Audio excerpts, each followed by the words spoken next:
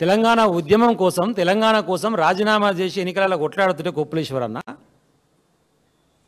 సమైక్యాంధ్రవాదుల సంకనాకుట్ట ఆ రోజు కాంగ్రెస్ పార్టీ నుంచి తెలంగాణకు వ్యతిరేకంగా నిలబడ్డటువంటి అడ్లూరు లక్ష్మణ్ కుమార్ నువ్వు ఇవాళ తెలంగాణ ఉద్యమ బిడ్డను పట్టుకొని వస్తావా వెంకటేశ్వర స్వామి ఆలయానికి ప్రమాణం చేద్దాం, నేను తడిబట్టలతో వస్తాను, ముఖ్యమంత్రి పర్మిషన్ తీసుకుంటా, ఏం మాట్లాడుతున్నారు లక్ష్మణ్ కుమార్ గారు? చేద్దామా ప్రమాణం? ఓకే, నేను అంటలేను. మీ సహచర మంత్రి పొన్నం ప్రభాకర్ మీడియా సాక్షిగా మైకు బంద్ అయిందనుకొని వాడు దున్నపోతుగాడు అన్నమాట. దాని గురించి మరి ఆయన ప్రమాణం చేస్తాడు, నువ్వు ప్రమాణం చేస్తాడు, ప్రమాణం చేయరు. మరి అందరిలో పట్టుకొని నిన్ను పట్టుకొని దున్నపోతు అంటే కూడా కనీసం స్పందించకుండా మాట్లాడకుండా దాని గురించి పంచాయతీ చేయకుండా ఆత్మగౌరవాన్ని తాకట్టు పెట్టేటువంటి బతుకు నీది. తెలంగాణ ఆత్మగౌరవం కోసం జైళ్ల పాలై కేసులు పెట్టుకొని ఉద్యమకారుల లెక్క నిలబడి తెలంగాణను సాధించి 10 సంవత్సరాలు కేసీఆర్ గారి నాయకత్వంలో హరీష్ రావు గారు కానీ కేటీఆర్ గారు కానీ మంత్రిగా పనిచేస్తూ అత్యద్భుతమైనటువంటి పరిపాలన అందించినటువంటి నాయకులు మా వాళ్ళు. వీళ్ళ మీద నువ్వు మాట్లాడుతున్నావు ప్రమాణం చేద్దామా అని చెప్పి. మరి చేద్దాం పరు. ఇప్పుడు పొన్నం ప్రభాకర్ చేస్తావా, నువ్వు చేస్తావా? షేర్ మరి ప్రమాణం. అసలు విషయం ఏంటంటే ఇంకా మైకు బంద్ కాకముందుకు మాట్లాడిన మాట ఈయన అంటారట. మరి నాకు తెలియదు అలా పొన్నం ప్రభాకర్ గారు అనుకుంటున్నాయి వీడు సొలు లక్ష్మణ్ అన్నారు. ఆయన సొలు లక్ష్మణ్ అంటాట కాన్సెన్స్లో, నాకు తెలియదు. అలా పొన్నం ప్రభాకర్ అది రికార్డు కాలే మీడియాలో, దున్నపోతాను అది ఒకటే రికార్డ్ అయింది. ఈ సొలు లక్ష్మణ్ మాట్లాడితే కూడా నోటికి ఏదో వస్తుంది మాట్లాడి 5 సార్లు పోటీ చేసినావు, మహమ్మద్ గజ్ని దండయాత్ర చేసినట్టు చేయంగా సరే 4 సార్లు ఏడ్చుకుంటే తిరిగి చంపుకుంటారా సాదుకుంటారా ఇదే ఇదైందని కాలు మొక్కుడు తిరిగితే గెలిపించే అవకాశం వచ్చింది, మంచిదే. అదృష్టవశాత్తు మంత్రి కూడా అయినావు. ఏం చేయాలి మరి క్యాబినెట్లా? మేం చెప్తలేం ఏం జరిగింది అనేటువంటిది. క్యాబినెట్ లోపల ఏం జరిగిందో నువ్వు చెప్పు మరి, ప్రెస్ మీట్ పెట్టి క్యాబినెట్ సమావేశంలో ఈరోజు ఇది జరిగిందని చెప్పినావా? మరి ఏం జరగదు. ఎందుకు జరగదంటే పంచాయతీ మొత్తం కమిషన్ల మీద, కాంట్రాక్టర్ల మీద, మీ సహచర మంత్రులు మాట్లాడే మాటలు, మీ సహచర మంత్రి కొండ సురేఖ బిడ్డ మాట్లాడుతున్నటువంటి మాటలు. ఆమెనే చెప్పింది కదా ముఖ్యమంత్రి అన్నదమ్ములకు ఎందుకండి గన్మెన్లు, మాకేమి ఇక్కడ గార్డుని తీసేసిరు మా అమ్మ మంత్రి ఉంటే కూడా, ఏమిటి చేస్తారు వాళ్ళకు దందాలు చేసుకోవడానికి కాకపోతే అని మాట్లాడిన మాట వాస్తవం కాదా? దక్కన్ సిమెంట్స్ వాళ్ళకు పీసీబీ నోటీసు పంపించి దాంట్లో సుమంత్ అంటోడు అవుట్సోర్సింగ్ ఎంప్లాయీగా పెట్టుకున్నామా మంత్రి అయినాక ఆ డిపార్ట్మెంట్లో పీసీబీలో, ఆ నుంచి ఓఎస్జీగా పెట్టుకొని వానికి అర్హతనే లేదు, వానితో బ్లాక్మెయిల్ చేపించి డబ్బులు డిమాండ్ చేస్తే ఆయన మళ్ళీ రేవంత్ రెడ్డి పిలుచుకొని దాన్ని రోహన్ రెడ్డి పిలుచుకొని కూర్చొని ఒక 100 కోట్ల సెటిల్మెంటు పంచాయతీ, వీడు వాననా వాడు వీననా, ఏంటంటే అంత ప్రజల పంచాయతీ. లాస్ట్కి ఏం చేసి చాలా కప్పుకుని 100 కోట్ల వాళ్ళు నీకు 25 నాకు 25 అని పంచుకొని క్లోజ్ చేసుకోరు. గదే విషయం కదా కొండా సురేఖ గారు బిడ్డ చెప్పినటువంటి ముచ్చటే మేము చెప్పినాం. అసుమంత్ అంటోడు తుపాకీ పెట్టి బెదిరించిండు అన్నారు. ఆ కేసు ఎక్కడ పోయిందో తుపాకీ ఎక్కడ పోయిందో ఇప్పుడు దొరకలేదు. మరి తుపాకీ పెట్టి బెదిరించిన మీద కేసు కావాలి కదా, తుపాకీ దొరకాలి కదా. దాని గురించి అడగవైతే లక్ష్మణ్ కుమార్ ఇదే కదా హరీష్ చెప్పింది. దండుపాలెం బ్యాచ్ అంటాడా? దండుపాలెం సినిమా చూసినావు నువ్వు? దండుపాలెం ఏంది? కఠినమైనటువంటి వికృతమైనటువంటి అమానవీయమైనటువంటి ఒక భావజాలంతో ఉండేటువంటి ఒక గ్యాంగు వికృతంగా మొత్తం దోపిడీ చేస్తుంటారు. ఆ దోపిడీ చేసే క్రమంలో అడ్డం వచ్చిన వాళ్ళందరినీ చంపేస్తుంటారు. అంత వికార పద్ధతిలో తెలంగాణను దోచుక తింటారు మీరని చెప్పడం కోసం వాడిన పదజాలం అది. అది వాస్తవమే కదా అంటున్నా నేను. ఇప్పుడు దక్కన్ సిమెంట్స్ పంచాయతీ తెలుస్తూనే ఉంది కదా దోచుక తింటారు అని. ఇదే కొండ సురేఖ గారు సమ్మక్క సారక్కడ టెండర్లు వేస్తే పొంగులేటి శ్రీనివాసరెడ్డి మధ్య ఇన్వాల్వ్ అయితే 75 కోట్ల టెండర్ ఏదో దేవాదాయ శాఖ నుంచి వచ్చినటువంటి టెండర్ వేసిన తర్వాత పొంగులేటి శ్రీనివాసరెడ్డి చెప్తే ఇంటలేడని చెప్పి ఆ టెండర్నే డిపార్ట్మెంట్ మార్చారు రెవెన్యూ డిపార్ట్మెంట్కు. ఎంత విచిత్రం ఇది! టెండర్నే రెవెన్యూ డిపార్ట్మెంట్కి మార్చి రెవెన్యూ డిపార్ట్మెంట్ నుంచి మళ్ళీ టెండర్ వేసి పొంగులేటి మనసుకి ఇప్పించుకోరు. దానికి కొండ సురేఖ బాటంగా మాట్లాడి అంతమందికి వారు మాట్లాడిందే కదా. మీడియా సాక్షి ఏడిపోయినా కూడా మా మంత్రులు 30% కమిషన్ లేని పని చేస్తారని చెప్పి ఆమె మాట్లాడిందే కదా. మేమంటలేం, మీ వాళ్ళు చెప్పిందే మేము రిపీట్ చేసి చెప్పినాం 30% లేని పనులు చేస్తలేరని చెప్పి. ఆ జడ్చర్ల ఎమ్మెల్యేనేమో రెండోసారి నేను గెలిపి నేనే ముఖ్యమంత్రిని అని చెప్పేసి ఆయన ఒకటి మాట్లాడతాడు. ఆయనే మొత్తుకుంటాడు కదా ఒకటి పని చేస్తాడని చెప్పేసి సపరేట్ గుంపు కట్టి 20 మంది ఎమ్మెల్యేలతో మీటింగ్ పెట్టి. అదంతా మీ ఎమ్మెల్యే కదా చేసింది, మేం కాదు కదా. ఇంకో ఎమ్మెల్యే అని మదన్మోహన్ రావు ఎవరో ఎల్లారెడ్డిపేట, మా కాన్స్టిట్యున్సీలో వరదలు వచ్చినాయి ప్రపంచ బ్యాంకు ఉత్తరం రాసిండు ఆదుకోవాలని చెప్పి. అరే ఏందిరా మీరు ఎమ్మెల్యేలా సర్కసా ఏంది ఇది? ఎమ్మెల్యే ఎవరికి రాస్తాడు ఉత్తరము? గవర్నమెంట్ అడుగుతావా, నీ ముఖ్యమంత్రిని అడుగుతావా, నీ క్యాబినెట్ మంత్రిని అడుగుతావా మా కాన్స్టిట్యూన్సీకి సాయం చేయమని వరల్డ్ బ్యాంకు ఉత్తరం రాసిండు. వరల్డ్ బ్యాంక్ ఏం సంబంధం నీ కాన్స్టిట్యూన్సీలో వరదలు వస్తే? ఇంత చదువుకున్న గొప్ప వీళ్ళు ముఖ్యమంత్రిని మాట్లాడుకుంటా బాగా చదువుకున్నామని చెప్పేసి వాళ్ళకు అట్లుంటుంది ఇట్లుంటుంది అని కేటీఆర్ గారి గురించి అంటాడు. అంటే చదువుకోవడం తప్ప? చదువుకోకపోతే గిట్లనే ఉంటుంది. ఉత్తర ఉనికి రాని కూడా తెలియదు. నీ ముఖ్యమంత్రికి చదువు రాదు, గుంపు మేస్త్రి పనే.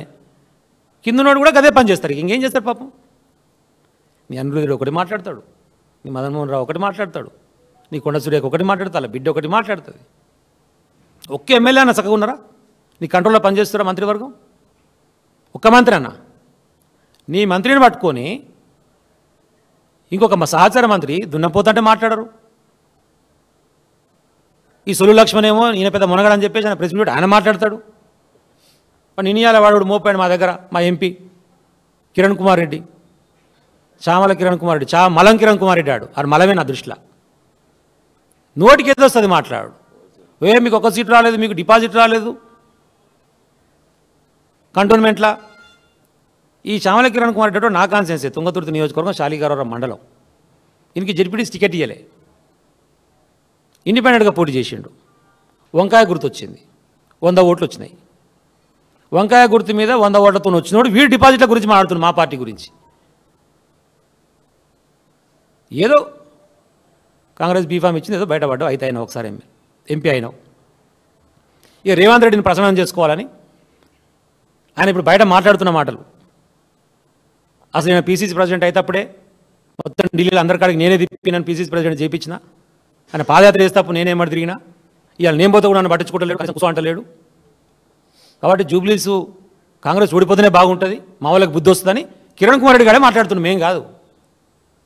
అంటే మీ అహంకారం ఏడిదాకా చేరిందో అర్థం చేసుకోరు. ఇక కనీసం జూబ్లీస్లో ఓడిపోతున్నా మమ్మల్ని పట్టించుకుంటాడు ముఖ్యమంత్రి అంటుండు కిరణ్ కుమార్ రెడ్డి. కాంగ్రెస్ పార్టీ ఓడిపోతున్నా మమ్మల్ని పట్టించుకుంటాడు, లేకపోతే నెతికెక్కినాయి, నేను సపోర్ట్ చేసిన ఆయన పీసీసీ అయ్యండు అని మాట్లాడుకుంటా మళ్ళా దాన్ని కవర్ చేసేందుకు కింద ప్రెస్ మీట్ పెట్టి మీకు ఇది రాలేదు, మీకు అది రాలేదు, ఆంబోతు లెక్క తిరుగుతురు. ఎవరు ఆంబోతు? మీ అభ్యర్థి అంటున్నావో ఎవరంటున్నావో నాకే తెలియదు. మరి మీ ఆంబోతు మీరే ఆలోచించుకోవాలి. వాడు ఎంత దొంగ అంటే రాహుల్ గాంధీ సంతకాన్ని ఫోర్జరీ చేస్తే వాని పార్టీలోకి వెళ్ళి సస్పెండ్ చేసిర్రు. కాంగ్రెస్ పార్టీనే రాహుల్ గాంధీ సంతకాన్ని ఫోర్జరీ చేసేటువంటి 420 చీటర్ని కాంగ్రెస్ పార్టీకి వెళ్ళి సస్పెండ్ చేసిర్రు. ఇది అబద్ధం అయితే నువ్వు ప్రెస్ మీట్ మాట్లాడు, నేను దీనికైనా సిద్ధం. దీనికోసమే సస్పెండ్ చేసిర్రు. ఎవడు గత్యంతరం లేక మీకు ఓడి పోటీ చేసేవాడు దిక్కులేక మిమ్మల్ని తీసుకొచ్చి పెట్టుకోరు, ఇట్లాంటి గొప్ప నాయకులను తీసుకొచ్చి పెట్టుకోరు. మీరు మాట్లాడుతున్నారు ఇలా లక్ష్మణ్ కుమార్ అంటోడు, కిరణ్ కుమార్ అంటోడు. ఇలాంటి చీటర్ కిరణ్ కుమార్ రెడ్లు, సొల్లు లక్ష్మణ్ కుమార్లు హరీష్ రావు గారి గురించి మాట్లాడే స్థాయి కాదు. దయచేసి సొల్లు దగ్గర పెట్టుకోండి. తెలంగాణ ప్రజలు గమనిస్తున్నారు. తీవ్రమైన వ్యతిరేకత ఉన్నది కాబట్టి కనీసం స్థానిక సంస్థల ఎన్నికలు నిర్వహించేటువంటి దమ్ము ధైర్యం కూడా మీకు లేదు. ఎట్లా బీసీలను మోసం చేసిర్రు, అది జరగదని తెలుసు. కావాలని చెప్పేసి మభ్యపెట్టి వీళ్ళే పోయి జెండాలు పట్టుకొని బీసీ బంద్లో పాల్గొన్నారు మొన్న కాంగ్రెస్ వాళ్ళు. అటు నుంచి బీజేపీలో వచ్చి పాల్గొన్నాడు. మరి ఎవరి మీద ప్రకటించిన బంద్ అంటే ఇప్పుడు క్లారిటీ లేదు. మరి మీరిద్దరు మాట్లాడిన తర్వాత ఇక పంచాయతీ ఎక్కడరా నాయన? బిల్లు పెడితే పెట్టాలి, బీజేపీ పెట్టాలి. లేదు నిజంగా ప్రేమ ఉందనుకో రాహుల్ గాంధీ ప్రైవేట్ బిల్లుని పెట్టాలి కదా. ఇప్పుడు బీజేపీ కలిసి రావడం తెలిసిపోతుంది కదా, వారి రంగు తెలిసిపోతుంది కదా. కాంగ్రెస్ నిజంగా చిత్తశుద్ధి ఉంటే రాహుల్ గాంధీని ప్రవేశపెట్టమని చెప్పండి ప్రైవేట్ బిల్లు. బీజేపీ చెప్తుందో చెప్పదో తెలిసిపోతుంది. రామూర్తి గౌడ్ అని చెప్పేసి మా కాన్ఫరెన్స్ ఆయన ఒక బీసీ ప్రెసిడెంట్ ఉంటాడు. వాళ్ళందరూ బంద్లో పాల్గొంటే వాళ్ళని కొట్టి తీసుకుపోయి కేసులు పెట్టి ఒక రోజు మొత్తం స్టేషన్లో ఉంచితే వాడు పాపం హాస్పిటలైజ్ అయ్యాడు మావాడు. మరి మీరే వచ్చి నిలబడతారు బీసీ బంధులా, మీరే జెండాలు పట్టుకుంటారు, మళ్ళీ మీరే కేసులు పెడతారు.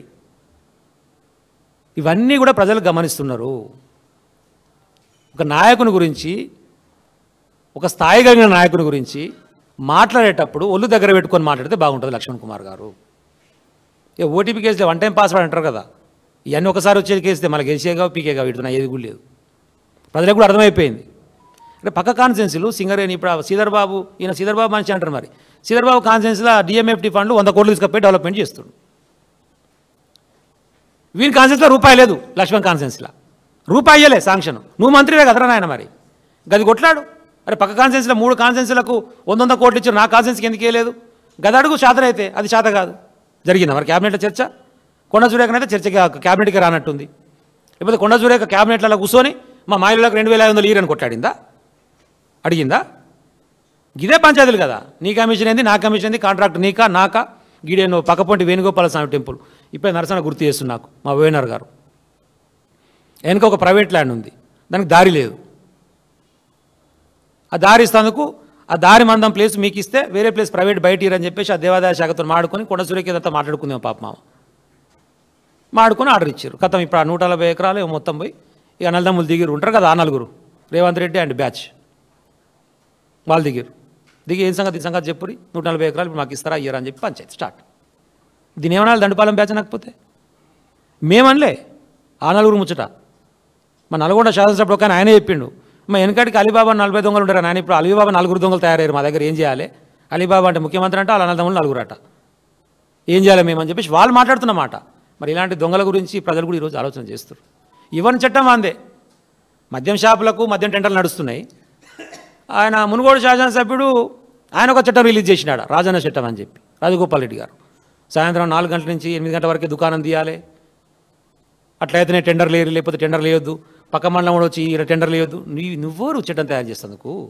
గవర్నమెంట్ ఏం చేస్తుంది? దాన్ని బాటంగా చెప్పి మాట్లాడితే కూడా ఒక్కడు మాట్లాడిన లేడు ఇప్పటి వరకు. ఒక ఎక్సైజ్ మంత్రో ఓ ముఖ్యమంత్రో ఇదేం పద్ధతి అని మాట్లాడిన లేడు. మా వాళ్ళు లోపల మాడుకుంటారు. ఇది బాగానే మునుగోడు ప్రజలకు చెప్తున్నావు కానీ జర మీ అన్నకాడ కూడా చెప్పరాదు టైమింగ్స్ ఏమైనా ఉంటే అని. మేమంటలేము, ప్రజలు అనుకుంటారు. మాకు చెప్తున్నావు టైమింగ్స్ బాగానే ఉంది 4 నుంచి 8, కోటెడ్ ఎంకరెడ్డి కూడా చెప్పరా దయచేసి ఈ టైమింగ్ ఏదైనా ఉంటే, 24 గంటలు బాగాలేదు అని అనుకుంటారు. ఏం చేస్తాం అంటే ఒక్కరు కంట్రోల్ లేరు. ఆ జిల్లాలో అక్కడో ఎమ్మెల్యేది ఒక కథ, ఈ జిల్లాలో ఇక్కడ ఎమ్మెల్యేది ఒక కథ. వాడు ప్రపంచ బ్యాంక్ అంటాడు, వాడు నేనే ముఖ్యమంత్రి 2 సార్లు గెలిపారు అంటాడు. డీజీపీ నివేదిక మేము ఇచ్చింది కాదు, 42% పెరిగింది అన్నాడు కేసులు, 42% క్రైమ్ రేట్ పెరిగింది అన్నాడు. దానికి ఓవర్ బాధ్యులు హోంమంత్రి ఓలు. ఎంత గొప్పగా ఉంటుంది అంటే హోంమంత్రి ఓలు అంటే రేవంత్ రెడ్డి ఓరు అంటే ఓటుకు నోటు దొంగ చేతికి తాళాలు ఇచ్చడం. ఇంకా చిన్నప్పుడు సామెత చెప్తే మాకు అర్థం కాలే, ఇప్పుడు అర్థమవుతుంది. మరి ఆయన చేతికి తాళాలు ఇచ్చిన తర్వాత ఆయన ఏలుబడిలో కనిపిస్తున్నాక రాష్ట్రంలో క్రైమ్ జరగకపోతే ఏం జరుగుతుంది? ఇవన్నీ కూడా జూబ్లీహిల్స్ ప్రజలు కూడా గమనిస్తున్నారు. వారికి బుద్ధి చెప్తానికి సిద్ధంగా ఉన్నారు. దాంట్లోకి వెళ్ళి భయంలోకి వెళ్ళి బయటకు వచ్చే ఏదో డైవర్ట్ చేయడం కోసం, ఏదో క్రియేట్ చేయడం కోసం, ఏదో పంచాయతీ పెట్టడం కోసం రకరకాల ప్రయత్నాలు చేస్తారు. మీరు మాట్లాడేటప్పుడు ఒళ్ళు దగ్గర పెట్టుకొని మాట్లాడుర్రి. ఇక మీదట ఎప్పుడు మాట్లాడినా నా ఇష్టం వచ్చినట్టు మాట్లాడతా అంటే తెలంగాణ ప్రజలు ఉపేక్షించరు. మళ్ళీ ప్రజాక్షేత్రంలో బుద్ధి చెప్పడం అది ఎట్లా ఖాయం. కానీ మీకే నోరుందని మాట్లాడితే మీకంటే గట్టిగా మాట్లాడగలుగుతాం, మీకు కావాల్సిన లాంగ్వేజ్లో చెప్పగలుగుతాం. కాబట్టి ఇప్పటికైనా ఒళ్ళు దగ్గర పెట్టుకొని లక్ష్మణ్ కుమార్ అయినా కిరణ్ కుమార్ రెడ్డి అయినా జాగ్రత్తగా మాట్లాడండి. హరీష్ రావు గారి మీద ఇంకోసారి ఇష్టం వచ్చినటువంటి పిచ్చి ప్రేలాపనలు వెళ్తే తగిన బుద్ధి చెప్పే పరిస్థితి ఉంటుంది. దయచేసి తస్మాత్ జాగ్రత్త అని చెప్పి చెప్తా ఉన్నాం. జై తెలంగాణ, జై కేసీఆర్.